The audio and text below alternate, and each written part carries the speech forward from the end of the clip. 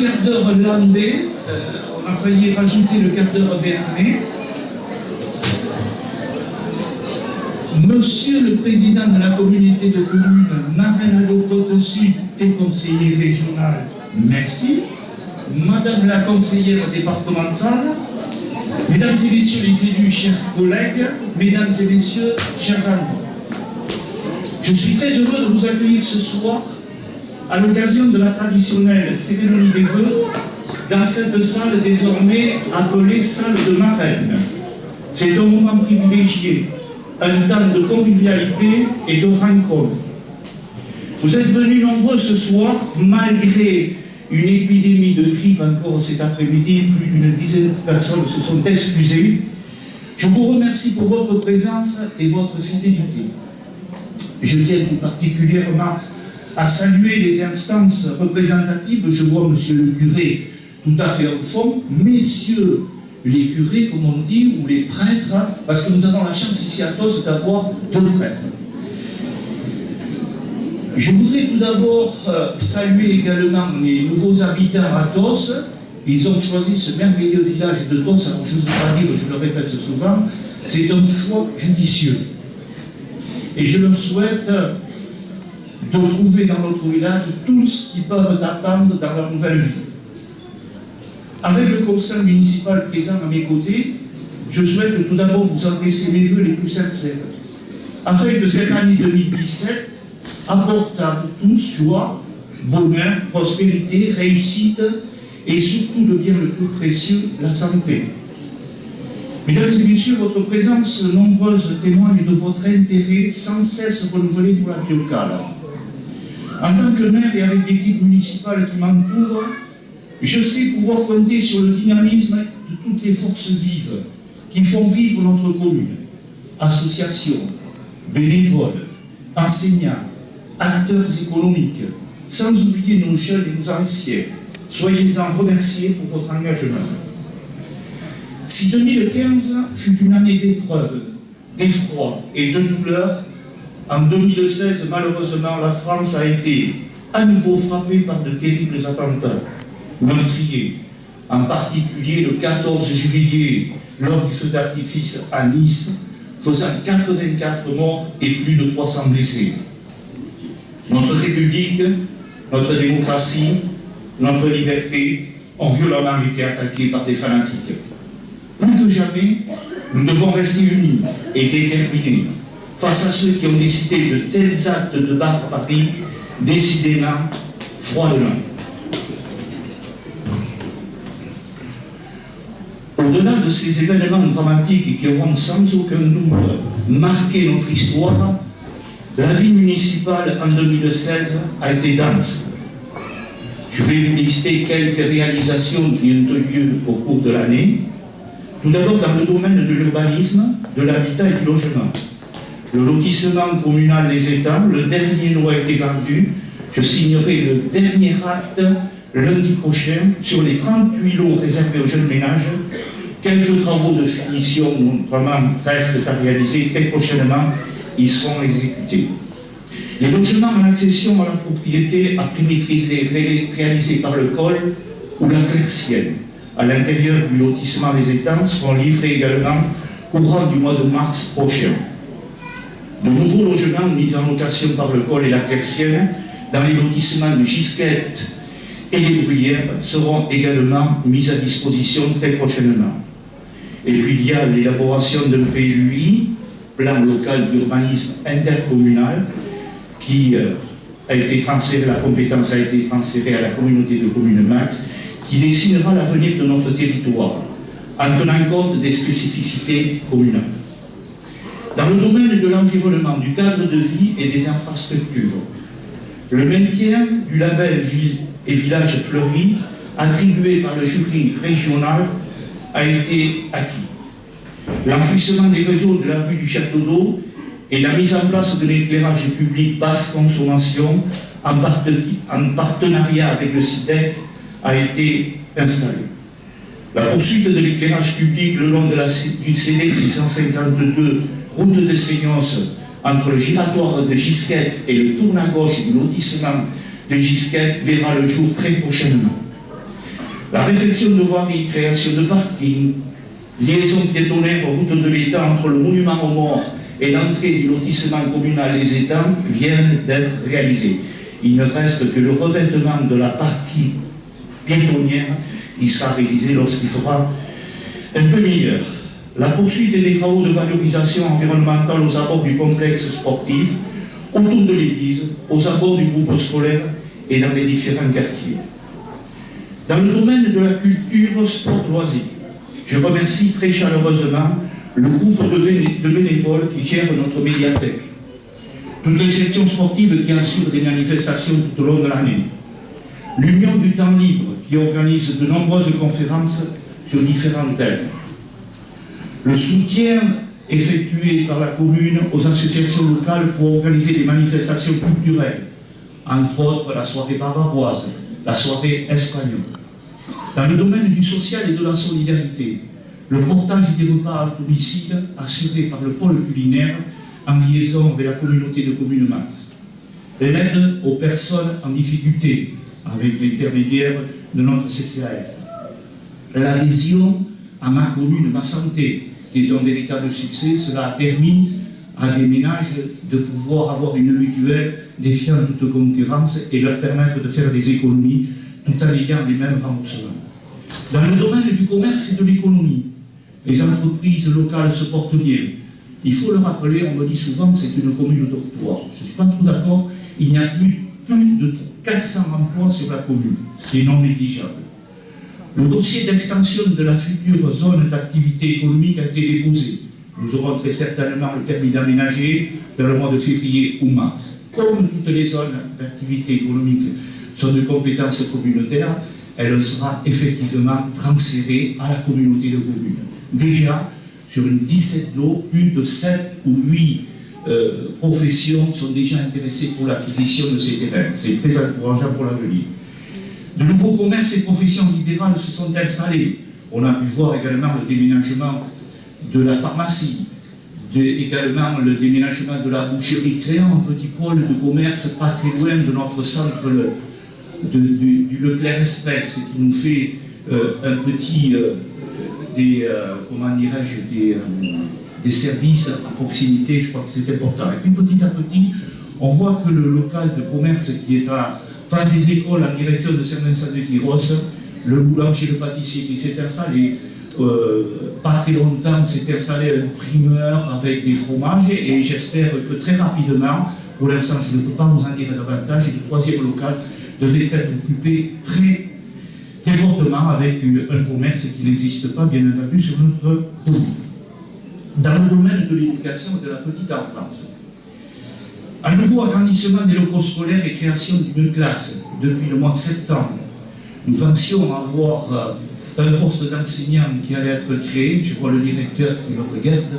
Ce n'est pas un poste d'enseignant que nous avons de créer, c'est 2 postes d'enseignants, prouvant ainsi le dynamisme de notre commune.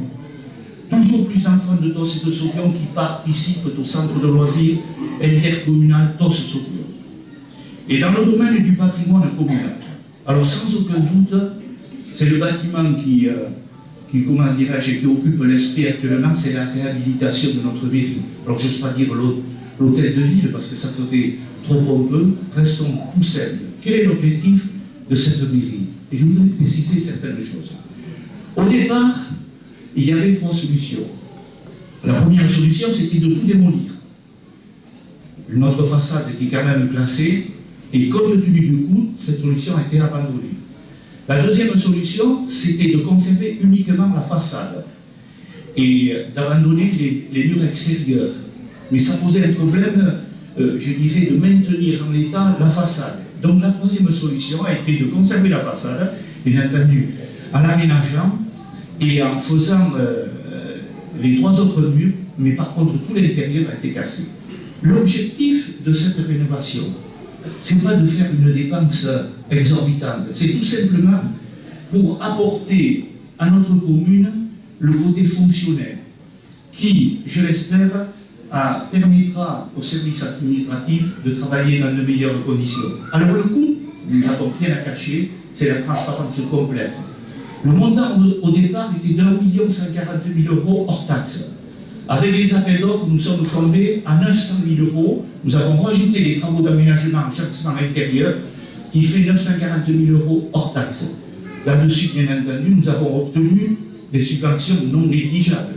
Et je veux ici remercier l'État par l'intermédiaire de la dotation territoriale, la DETR, et la communauté de communes, le conseil départemental qui nous ont octroyé. Alors en tout, pour vous chiffrer, le montant des subventions s'élève à 500 000 €, donc vous voyez, plus de 50% de subventions. Alors pourquoi la subvention? Là, j'attire l'attention pour la communauté de communes, mais Eric en parlera tout à l'heure mieux que moi.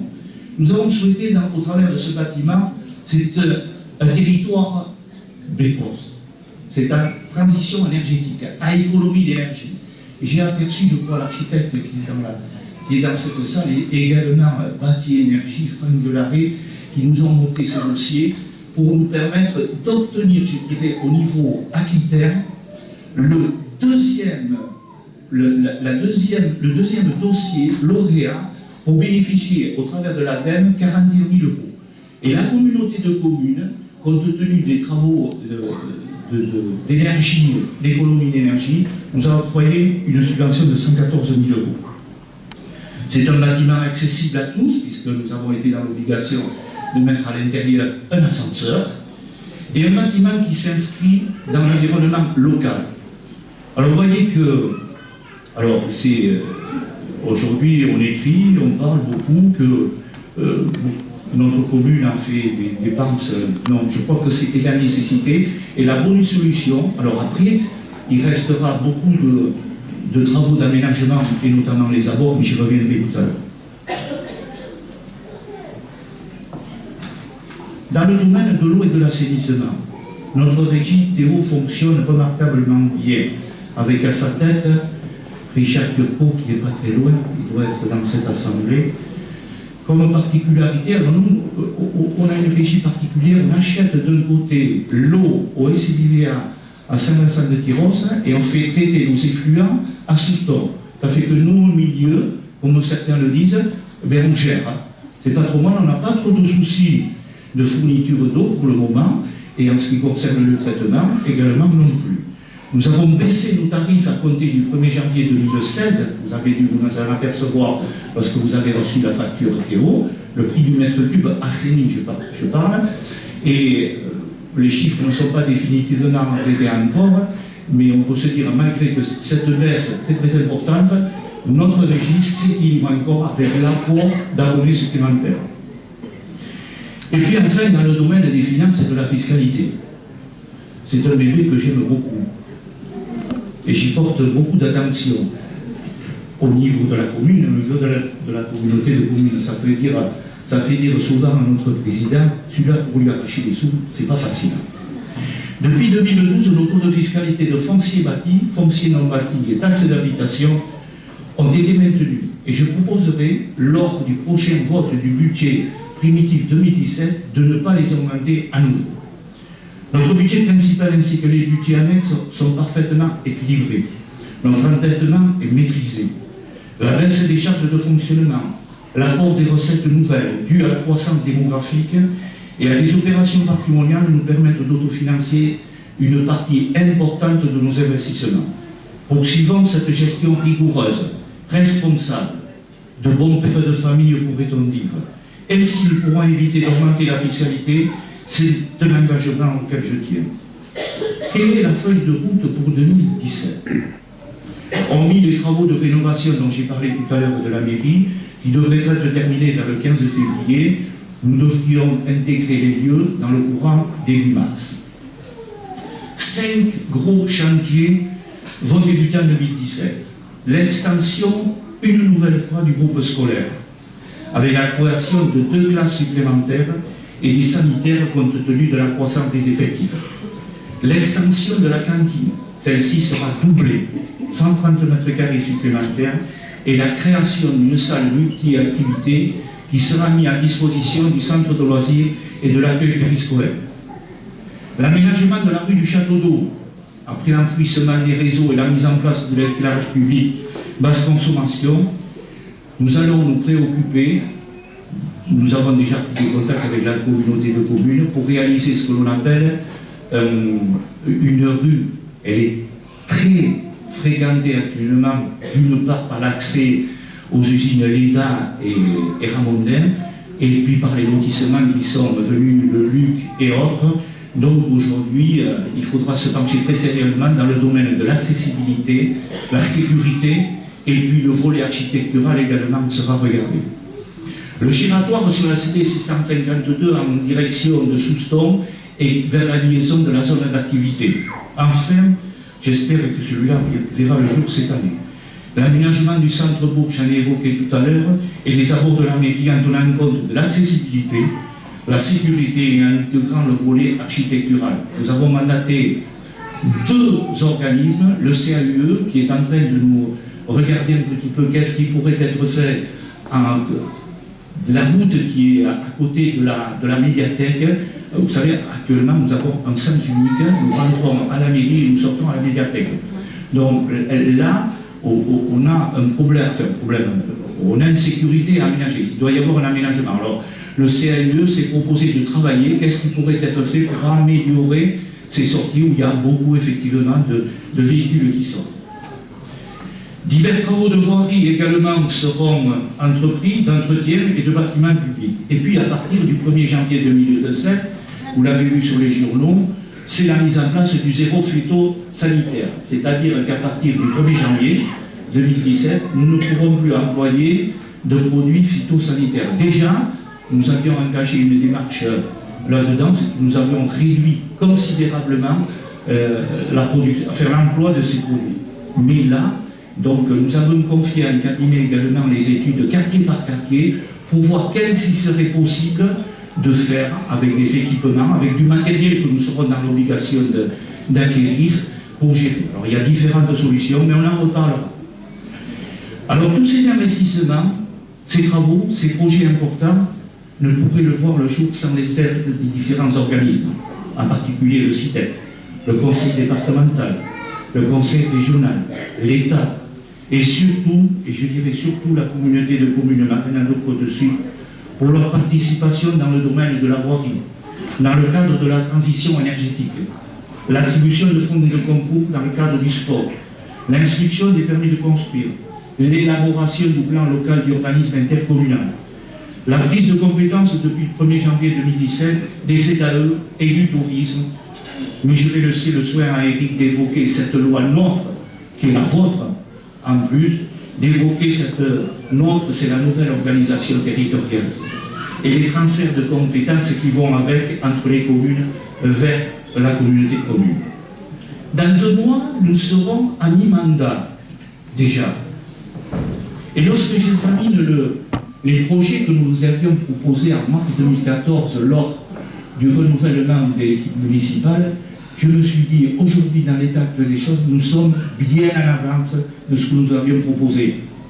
Donc il nous reste beaucoup de travail à effectuer, on ne va pas s'arrêter là, et on va poursuivre notre démarche. L'état d'avance, et puis aujourd'hui, il y a pas plus tard que tout à l'heure, on m'a posé la question, et ce projet résidentiel, touristique, touristique, qu'est-ce qu'on fait? Il est complètement abandonné. Non, il n'est pas abandonné. Il est loin d'être abandonné, simplement, c'est que, alors je voudrais, comment dirais-je, il y aura très certainement dans le courant de l'année 2017 et 2018 des réunions, les études, quand je parle d'études, l'administration est devenue très compliquée. On avait parlé d'un jour de simplification. Je crois que plus on va, plus on la complique. Et cette partie-là, c'est un passage obligé. Et donc, mais soyez sûrs qu'aujourd'hui, ce projet n'est nullement abandonné. Dans un contexte de contraintes budgétaires, il est indispensable de hiérarchiser les investissements, mutualiser les services. Plus que jamais, j'en suis convaincu, nous devons travailler collectivement plutôt qu'individuellement. C'est la feuille de route que s'est fixée Marx et c'est très bien. Bien entendu, tout le travail que je viens d'énumérer, tous les projets, toutes les opérations, n'est pas le fruit d'une seule personne, mais elle est le résultat d'une œuvre collective, associant les compétences, l'énergie, la volonté, l'enthousiasme et surtout le dévouement. Je remercie à nouveau très chaleureusement les adjoints et conseillers municipaux qui m'entourent pour leur précieuse collaboration. L'ensemble des services municipaux pour leur implication au service de la population. Je voudrais également remercier pour leur implication, leur engagement et leur dévouement les nombreuses associations locales, le corps enseignant, les acteurs économiques, le corps des sapeurs-pompiers, nos anciens et nos jeunes, toutes les forces vives qui font vivre notre village. Dialoguer, être à l'écoute, créer un espace où il fait bon vivre. Telles sont nos valeurs que nous souhaitons développer. Avant de terminer mon propos, j'aurai une pensée pour les plus démunis, celles et ceux qui souffrent, celles et ceux qui nous ont quittés. La mission qui incombe à l'équipe municipale, c'est d'anticiper l'avenir, de préparer notre commune aux enjeux et défis de demain, et de répondre aux attentes des Tossaises et des Tossais en termes de services et d'infrastructures.